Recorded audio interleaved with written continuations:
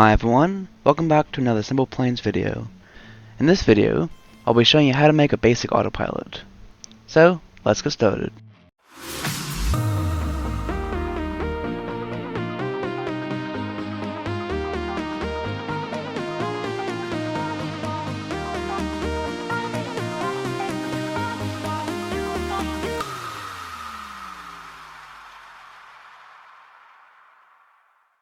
Now before I get started, I just want to say two things. First of all, this is not a full tutorial on how to make the autopilot panel and the rest of the plane. This is a tutorial on how to make the autopilot itself, and I'm also assuming you have basic to intermediate knowledge of funky trees and XML editing. This is the autopilot panel that I have already made, and as of recording this video, I've actually already made the autopilot, but I made another version without the autopilot code so I can show you how I did it. Now some of these, I'm not going to use some of these controls, they're not like the waypoint stuff, but we're going to use the autopilot arm, the speed, heading, bank angle, vertical speed, and altitude inputs, and also the mash and disengage buttons. Taking a closer look at how these are made, just if you're wondering, these are knobs are actually magnets, and then they're connected to a rotator, so you can obviously control them, and then hidden behind them here are two buttons, one to increase the value and one to decrease it. And also the reason why I have two knobs for, say, just speed is so one increases it or decreases it by 10 and the other increases it or decreases it by 1. In real life you either just turn it a lot of times or you have two stacked knobs, but in SimplePlanes, especially in virtual reality, I wanted to make it, I guess, more fun to control instead of clicking a button for like 10 minutes. So you have increase and decrease with the both big and small versions. In terms of the displaying the values, this, if I can find it here, and nudge it out, not that far. This label displays all the values, and if I just make it visible, it is simply just having all the values, and then I use a semicolon to always have a certain number of digits displayed. This is also pretty simple. This is one way to do it. All you really need to have is a set of values that we can use for the autopilot control. If we have a look at the variables, this may look like a lot of variables, but most of them are for the rest of the plane and are not important. The ones we're going to look at today are all the autopilot stuff, which usually begins with AP.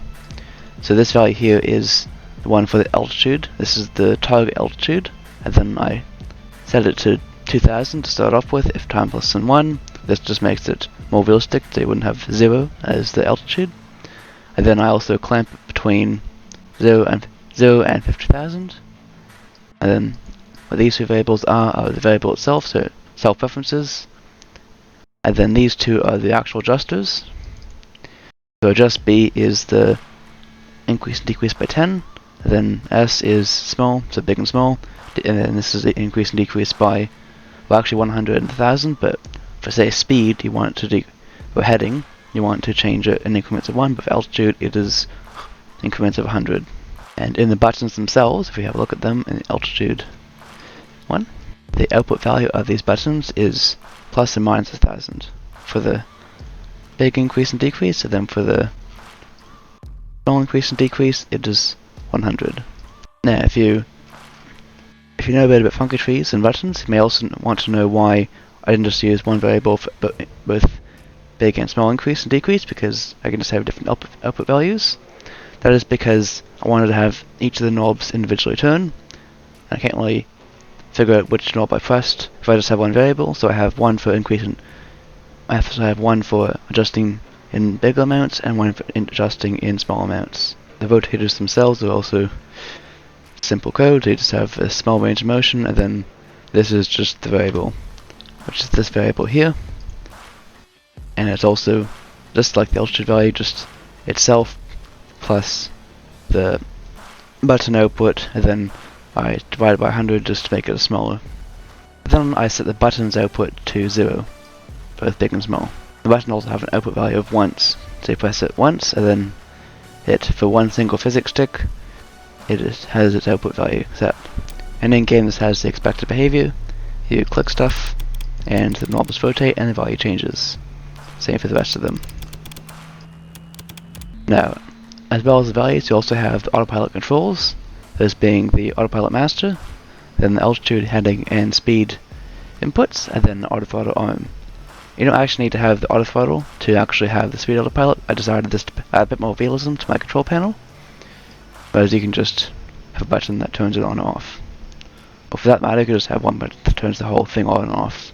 In my plane, you need to have hydraulics on to turn on the master autopilot, and then heading and altitude also just work off hydraulics. And then for speed, you need to have both engines on to all throttles, and then these have to both be turned on for the speed to be on. So if I just turn one of these off, you have this little warning here. You don't have to do this, but I just have it in my plane. Now, what would happen if this was finished is, obviously it would control stuff, but right now I just set everything to 0 for the actual controls. You see that I actually can't move anything because it's just set to 0. So now we're going to actually do something for this autopilot. So starting with the altitude autopilot, the first thing we're going to do is the auto trim. There are several ways you could do this using, say, a PID controller, but the way I did it on the SW120 is just a plain algorithm. So it takes in variables such as the airspeed and the altitude and outputs a number which is imported to the pitch control to keep the airplane at the right angle of attack so that it maintains the altitude. This by itself does not actively ascend or descend to meet the target altitude, but it does make it very easy for the actual altitude autopilot to control the altitude. Now there are several ways you could make this algorithm auto trim. The way I did it is I collected a series of data points at various speeds, and all up being at 2000 feet, and then made a function in funky trees that intercepted most of these data points. I'm just going to debug these question trim, which tells us value of trim. I'm just going to climb to 2000 feet because that's where I collected the data points. I'm also going to maintain exactly 200 knots. Interestingly, if I use IAS, or indicated airspeed, I don't actually need to use altitude at all, as the indicated airspeed is a key performance indicator, whereas TAS, or true airspeed, which is already higher now at 2000 feet, is how fast it's actually going relative to the ground. So I'll just climb to 2000 feet. One thing I have found is, due to something in SimplePlanes, maybe just my own code, the autopilot is not super precise at very high altitudes or airspeeds. This could be due to extrapolation, but it could also be because SimplePlanes isn't perfect. And I am at 2000 feet now. What I'm going to do is I'm going to use trim to very carefully maintain 2000 feet. It's going to take a while to get there if we're maintaining it perfectly. I'm also going to take off my airspeed back to 200 now. It will take a while to show you have the exact trim value because you can see it's still all over the place. What I actually did is I had the trim tied up to one of the inputs, so I had like one of these dials controlling the trim. Like see, I'm already descending again. But I'm just demonstrating how you would do it, and then once you had the actual number, you would take this number, and you'd also know this is not actually what's being put into the stabilizer, the thing that's like 0.07, take it to 0.07, this is the actual input. Actually I can do that because it's 0.16, close enough. But you take this number, whatever the actual number is, into the horizontal stabilizers, and you do this for each airspeed. So if this is what it is for 200, which it's not, then you get the one for 250, or I'd recommend maybe 25 knot intervals or something like that. I did 25 knot intervals, and then you'd end up with a table like this. Not this yet, but you'd end up with a table like this. So you have the different airspeeds and all the trims required to maintain level flight at those airspeeds. And then from that, you would make a graph. I'm using Microsoft Excel, so what I'll do is I do insert a graph, would actually be a scatter graph. And then I would add some more information, such as a trend line. I would I'll make it, put it over here. I think I did a power trend line, so I'll just select this power. Also display the equation, the R squared value. The R squared value is pretty much how much the trend line matches the data points. And 1 means it perfectly matches the data points, which this almost does. And it doesn't have to be perfect, because you could actually do another set of auto trims after that. So if you have this main auto trim, which is almost perfect but isn't exactly perfect, like it's off by like, I don't know, 20 feet or something, then you could do a second one which makes it even more precise. So a new set of trim points, a new scatter graph, then a new trend line. So once we have this equation, which is the auto trim, then we just need to put that into funky trees. Now looking at this code that I made earlier, one thing I do notice is I don't have the exact code that's here, so that this is not the same equation. This is because I combined the other multiplier, which converts knots to meters per second, into the same code to simplify it. So it would have something like 9,199 multiplied by whatever it is to convert knots to meters per second, and then I just combine that into one equation. But to begin with, you put this into funky tree, which I did, and then you also convert that to meters per second. So now that we have a function for auto trim, we can actually go ahead and make the rest of the altitude autopilot. The next code we're going to use is the target vertical speed.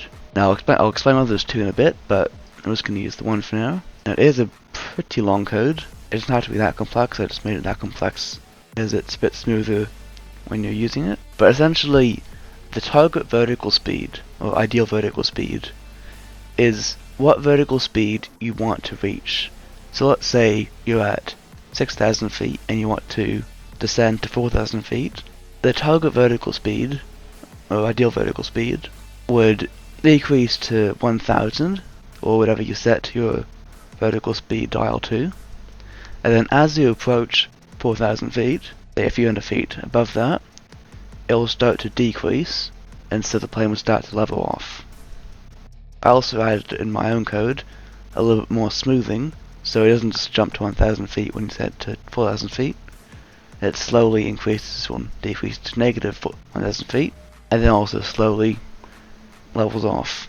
So what some of these codes are, for example, this one. This is a function, if you look over here, it's a parabola. So it starts off almost flat at 0, 0, and then it slowly increases, and then increases faster and faster as you increase in the positive x-axis. And this is part of how the plane levels off smoothly. So as you approach the target altitude, it multiplies the rest of this code by a smaller amount. This code here, I believe, inverts the code if you're above or below. So if you're below the target altitude, you don't want to descend, you want to ascend, or things the other way around. So if you want to decrease the altitude. I believe what the rest of this code does, or some of it, actually it's been a while, to be honest, it's been a while since I've looked at my own code. The other code does is it helps descend or ascend, so it just, I guess, makes everything a little bit smoother or something. It's like, I don't know, the closer you get to the target, the less the target gets. I guess the core of the code, it doesn't have to be this complicated, is you want to get the target altitude and you want to subtract the current altitude. So let's say you're at 4,000 feet and you want to descend to 2,000 feet. What you get is 2,000 feet minus 4,000 feet equals 2,000. Let's actually make it 3,000 to get 1,000. Now the way we turn this number, whatever this could be, into a target vertical speed is essentially clamp it. Let's get rid of that. Equals clamp, or clamp this between negative. Let's just have this variable. Say AP speed value, which is the actual number. This is the target vertical speed. And so clamp between negative that and positive that, APV speed val, and this code will output a number that is between a negative vertical speed value and positive vertical speed value, so it will never be greater than whatever we enter into the autopilot as the vertical speed.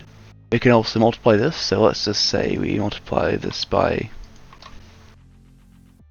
say, 2000, not 2002. So what will happen now is if we are 500 feet from the target altitude, we will have a target vertical speed of 1000 feet per minute, if that is set as the target vertical speed in the autopilot. So essentially, this just outputs an arbitrary number, which we then clamp to make into the actual target vertical speed. And even this code by itself, without even just this 2, this already has some sort of leveling off, but it's linear. So what the other code does, and I'm not really sure how half of this does now, but I know that what most of it's supposed to do is it just helps with smoothing off the vertical speed the closer you get, or even when you're starting to ascend or descend, the closer you get to the target. But the absolute core of the code is this. You get the difference between your altitude and the target altitude, and then you clamp that between the target and the target. So you're either descending at the vertical speed or you're ascending at vertical speed. This and this are the same code, and you can see it here. Same 2 codes in the basic idea. Let's get rid of this. You may also notice there are 2 codes for some reason, target ideal vertical speed and ideal vertical speed. This is because I also double smooth this. What this means, I'm not sure how to explain it best, but I smooth this variable, which is the actual target, by the difference between this code and the other variable. So it just adds a little bit more smoothing to the code, which is also optional, I guess. It is something I do. Now with all these codes partially explained, hopefully some of this made sense, you can put these into variables. So you can put target ideal vertical speed into here, then ideal vertical speed into this variable, and then auto trim into this variable. And we also, I forgot to explain this too, we also need to make the actual variable which controls the elevators. So we have this variable here called APL control, and what this does, this is what is actually going to be put into the elevators. So essentially we have an auto trim here, and then from this we also add a comparison, so we subtract the vertical speed, which is the current vertical speed, from the ideal vertical speed. So if the ideal vertical speed is, say, 2000 feet per minute, and our vertical speed is 1500 feet per minute, then the difference will be 500, so that's what the number we get.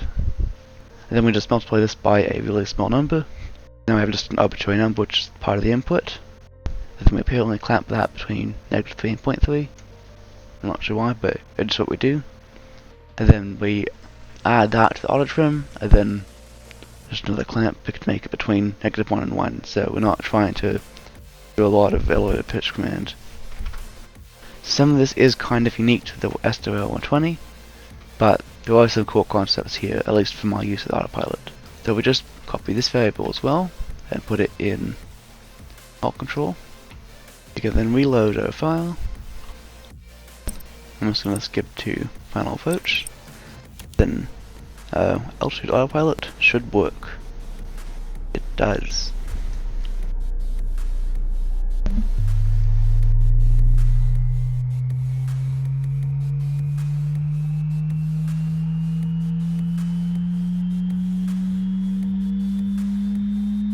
Actually, I'm just going to debug that. I'm just going to debug that auto trim variable. This is that function that I explained in the beginning. From the various trims at different speeds. Just watch out some power. As the airspeed increases, the auto trim decreases. This is because the faster we go, the less we need to add in trim to maintain level flight.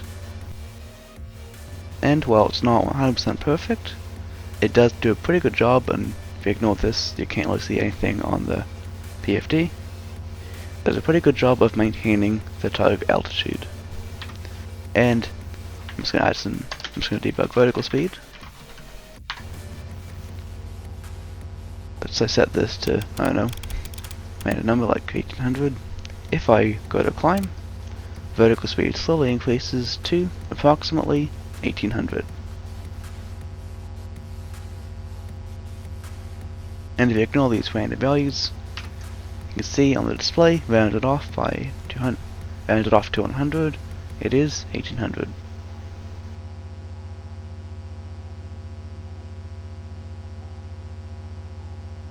And you can kind of notice all the other code that I wrote with the smoothing. So as I slowly approach the target altitude, flame will slowly level off.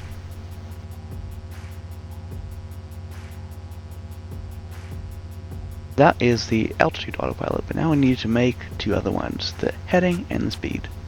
Now heading does not need an auto trim because it is kind of already equal in terms of left to right.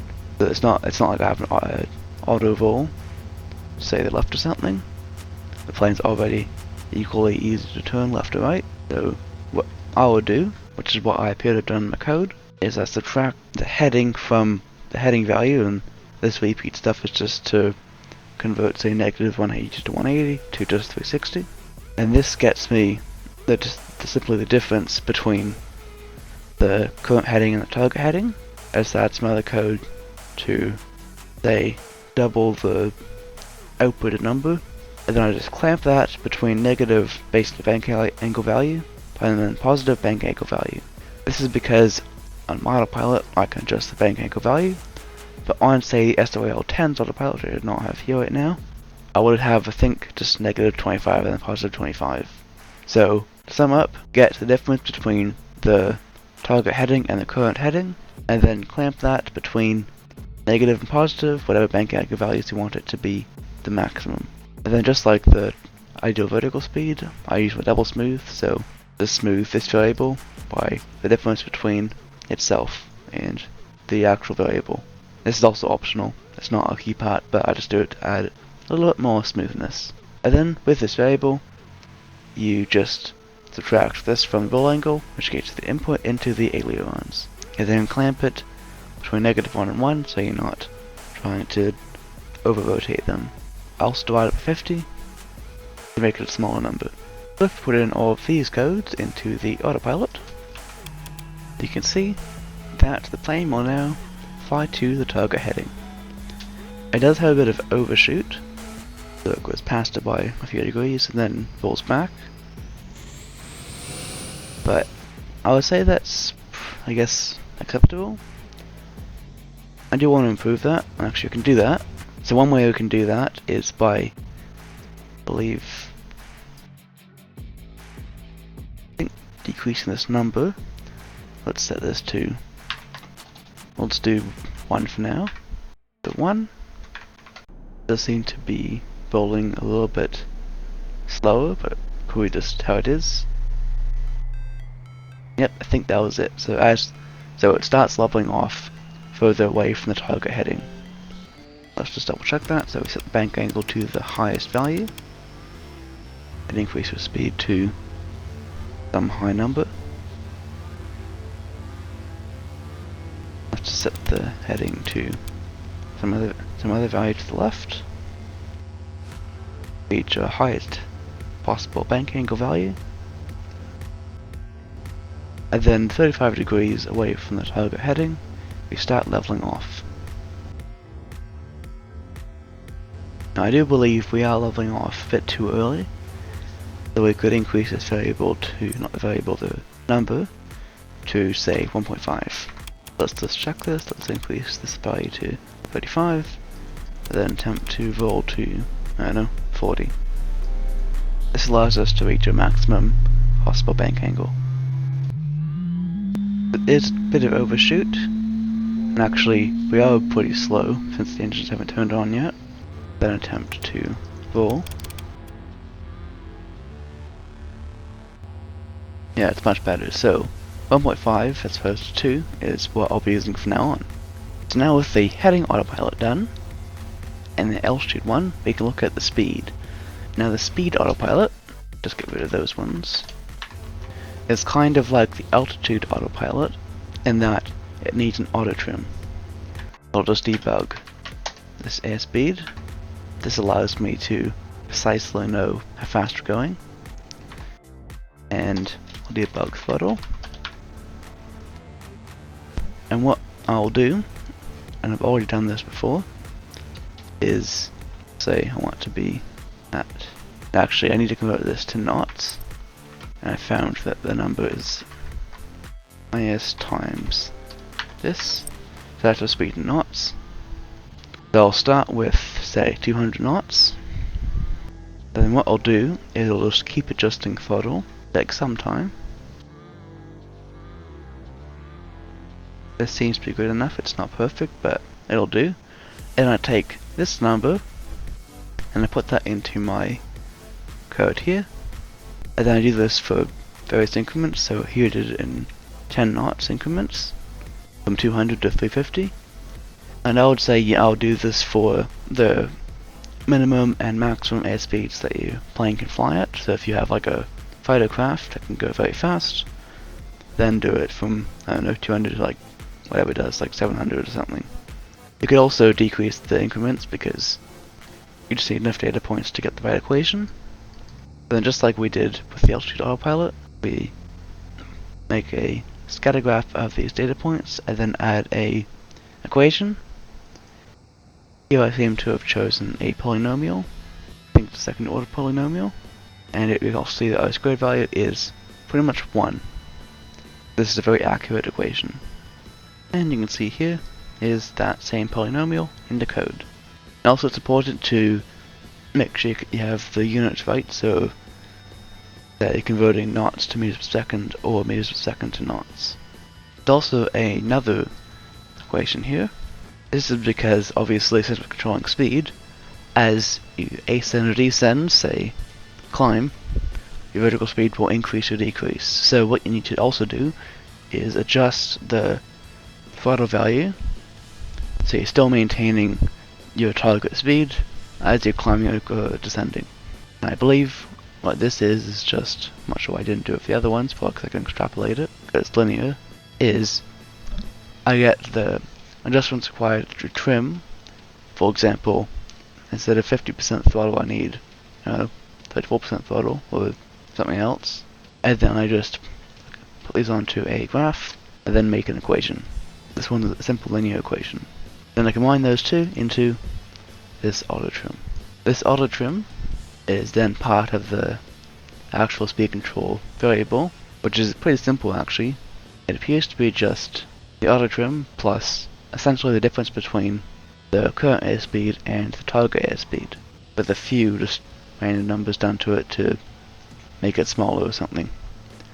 And then I clamp this between 0 and 0.9, so I'm only providing either no throttle, not negative throttle, or a maximum of 90% throttle. If I ever need more than 90% throttle, I can just disable the autopilot and manually do that. So if I put these two variables to my code, and I also double smooth this, just like the other ones, but this code will also work fine. So we have a altitude autopilot, a heading autopilot, and then I just need to wait for the engine to spool up. And we also have our speed autopilot.